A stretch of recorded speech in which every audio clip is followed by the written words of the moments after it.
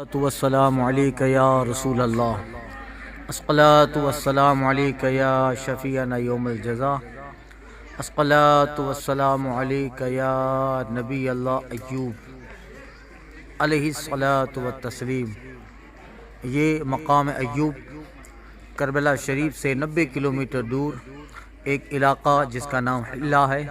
Hillah میں اللہ کے پیغمبر اللہ کے نبی حضرت ایوب علیہ السلام کا مزار اقدس اور آپ کے مزار کی زری شریف الحمدللہ حاضری کا شرف ملا۔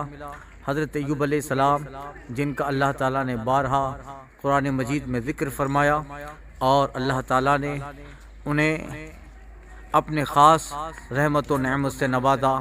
ایک عرصہ تک زمانہ قدیم تک وہ بیماری میں مبتلا رہے، مگر اللہ تعالیٰ نے قرآن میں مجید میں فرمایا وہ ہمارے صابر اور شاکر بندوں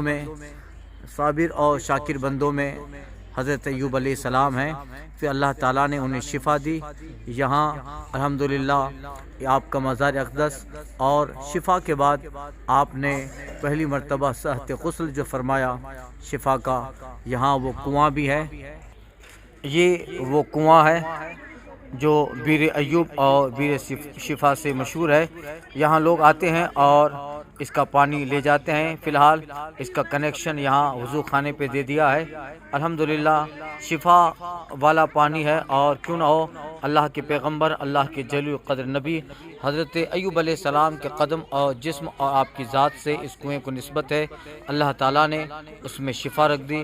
الحمدللہ اس کا پانی آج پینے کا موقع ملا، اور یہاں اللہ کے پیغمبر حضرت ایوب علیہ السلام کا مزار تمام زائرین اور اہل ہند، احباب، دوست، رشتہ دار جنہوں نے ان مزارات پہ سلام کے لیے کہا، ان سب کی طرف سے اللہ کے پیغمبر حضرت ایوب علیہ السلام کی بارگاہ میں سلام، ان سب کے لیے دعائیں۔ اللہ تعالیٰ اپنے اس پیغمبر صابر و شاکر نبی حضرت ایوب علیہ السلام کے صدقے ہماری حوائج پوری کرے۔ اللہ تعالیٰ عالم اسلام پہ اپنا فضل فرمائے، اور اللہ تعالیٰ انہی کے صبر اور شکر کا حصہ ہمیں عطا فرمائے۔ بالخصوص اللہ تعالیٰ مسلمانان ہند پر اپنا خاص فضل فرمائے۔ الصلاۃ والسلام علیک یا رسول اللہ، الصلاۃ والسلام علیک یا نبی اللہ ایوب علیہ الصلاۃ والتسلیم، وصلی اللہ تعالی وسلم علی خیر خلقی و نور عشری محمد و صحابی اجمعین۔ السلام علیکم۔